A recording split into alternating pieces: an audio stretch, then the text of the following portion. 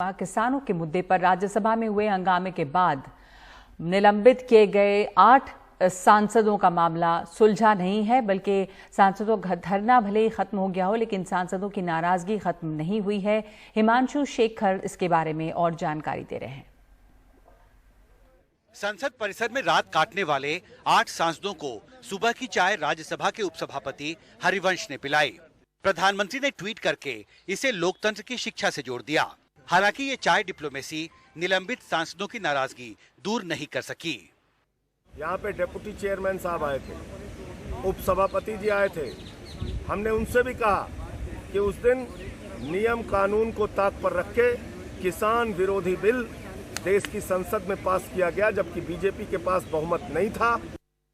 उधर हरिवंश ने राष्ट्रपति को चिट्ठी लिखकर कहा कि सदन में जो कुछ हुआ उससे उन्हें बहुत तकलीफ हुई है और वो एक दिन के उपवास पर रहेंगे। कुछ ही देर बाद जब सदन की कार्रवाई शुरू हुई तो राज्यसभा में विपक्ष के नेता गुलाम नबी आजाद ने सरकार के सामने 3 शर्तें रख दी। साथ ही मांग की कि सांसदों का निलंबन फौरन वापस हो।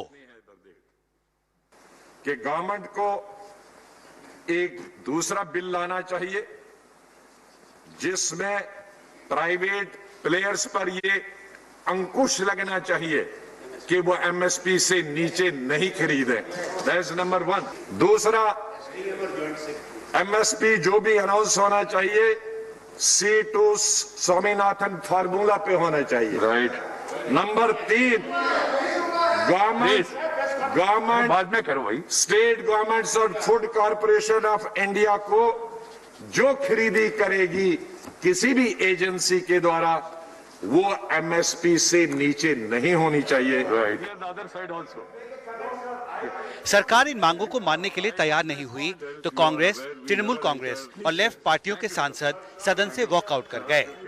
यदि ये 8 निलंबित माननीय सदस्य बिना शर्त के माफी मांगे, हम अगर वो माफी मांगेंगे तो आसंदी से निवेदन करेंगे कि उनके माफीनामे पर विचार करके उनका निलंबन समाप्त करें।